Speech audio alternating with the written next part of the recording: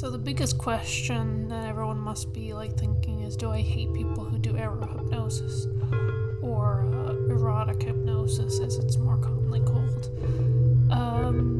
And no, I don't. I mean, I don't really care if you do hypnosis in the bedroom or not. It's not my business whether you do it or not, as long as it's, safe and consensual. I don't really give a damn. I mean, hypnosis is pretty tame from some other stuff I've seen out there, so I don't really care. But it is true, I'm not very comfortable talking about sex, in my comment section, people talk to me. I mean, I very much feign it to be, try to be nice and personable, but I literally do not like talking about it that much with strangers. It feels very uncomfortable compared to, talking with, a friend.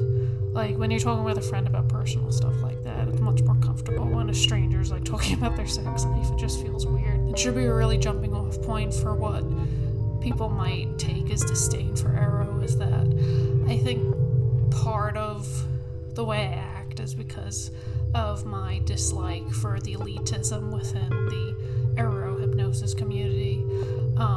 If I could basically summarize it, it's probably everything you know about Erica Moan and her comic Oh Joy Sex Toy. If you just go on Tumblr or you look up her comic, there's a lot of disdain for what she does, and basically everything that she does wrong is basically all the problems I have within the hypnosis community.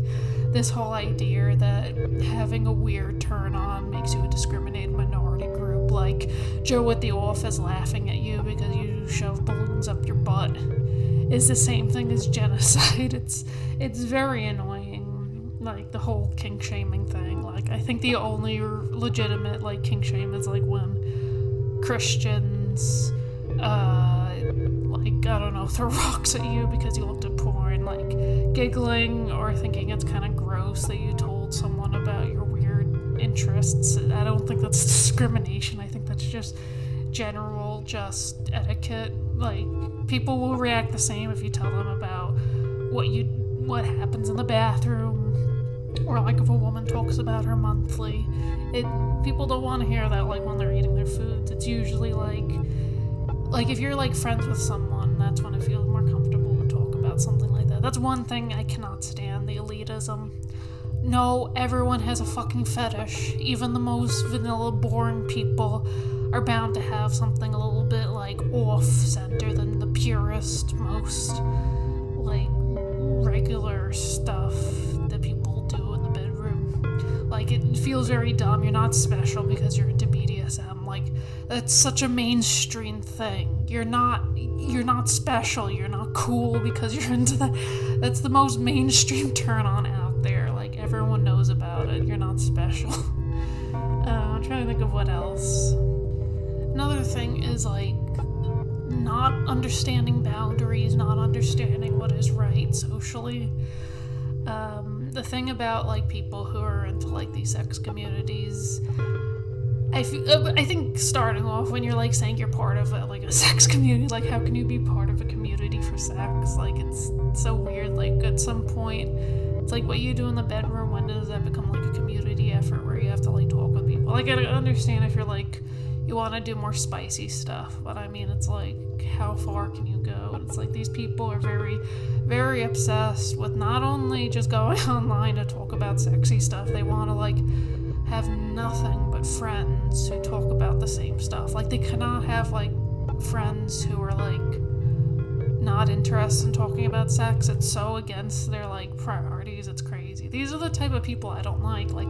Get a hobby, do something that isn't sex, get a friend who you don't have to talk sex with.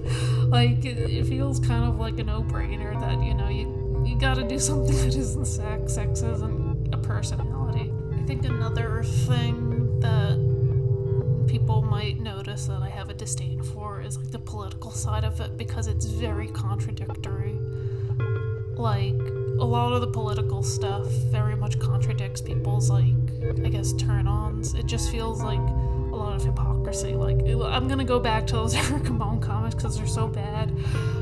She constantly inserts queer POC stuff to try to like, I guess it's a cover for what she's really doing, is that she's trying to like do all this stuff to appear really like open-minded, but it's like a cover.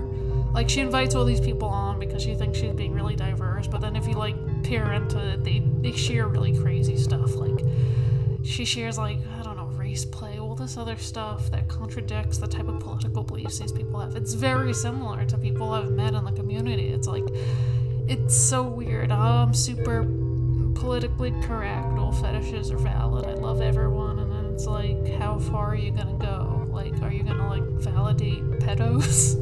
It's so crazy. It's like, you gotta have some sort of limits to your beliefs. That's another thing I can't stand within the community, is constant like contradictions. Like, I feel like if you're gonna have like very specific interests and like really super weird interests, I think you might as well just have like at least some like limits to what your beliefs are, because it feels like you can't like hold two simultaneously contradictory beliefs at once. Like, you're either into the weird sex shit and your political beliefs align with it, or not. You can't have two at once. I think that's mostly what I complain about, is just this contradictory stuff, like people who don't know boundaries. And I guess I should talk about like abusers, serial abusers. That's one of the most things I cannot stand within the community, is that people just get away with shit and nothing really happens. It's kind of depressing. That's another big thing I cannot stand. Like, I joke about it a lot, but it's like a serious thing. Like, everyone I meet who just wants to do hypnosis for fun ends up in some like manipulative, toxic relationship, and it's crazy. I think that's really what I'm like trying to like aim for, is that I don't hate people who do arrow hypnosis. I don't care what you do in the bedroom. I mean, if I'm gonna giggle about it, I'm not causing like World War III. I'm not gonna like, it's not the same thing as like being in some Christian cult where they'll flay you alive because you touched your dingle. I mean, if I want to find it comedic, I'm not really like trying to discriminate against you. I just want to like, you know, make light of kind of like a serious situation. Yeah, that's basically it. I think personally I'm pretty open about what my views are. I'm the type of person who will not talk about like stuff like that on my own. Like, that's purely personal. That's between me and like someone I trust and I'm confident to talk about. Even online, I'm not confident to talk about it. And the last time I think I tried to, it was just, I was not in a good place. And I found like talking on the internet is not one of the best things I could do about like personal subjects like intimacy. But yeah, that's basically it. I'm perfectly fine with like everyone within the community.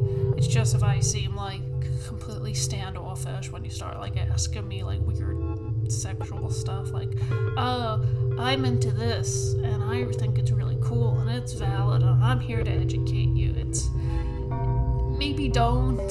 Like, if someone's uncomfortable about sex and barging in and being like, well, I gotta educate you. Don't do that. Please do not do that. Just be like, okay, I get it. You're not okay with it, and that's fine. That's the worst thing you could do, is like, if someone's very uncomfortable about something relating to sex, if they want to become more comfortable about it, you let them become more comfortable about it and do their own research. But like, if someone clearly is not okay with it, is not like very comfortable with it, don't like barge in and be like, well, sweaty, we gotta educate you about the kinkies. You gotta make you more enlightened. Like, just don't do that. Just understand like people have boundaries, and don't like try to push things on it, even if you feel like you're helping someone learn about something. When it comes to more personal stuff, I feel like if someone wants to learn about something, they should either do it themselves or seek out like a professional, like what do you call a sexologist or a sex therapist, or just go to like a therapist or anything. Like, that's the best like person you could go to if you really want to learn about something or experience something. A stranger online just makes people feel uncomfortable. Like, who are you? Why are you talking about this? does. It just feels very weird. But basically, you do you. I won't judge. I will make little funny comics about it. But I'm not going to stone you to death.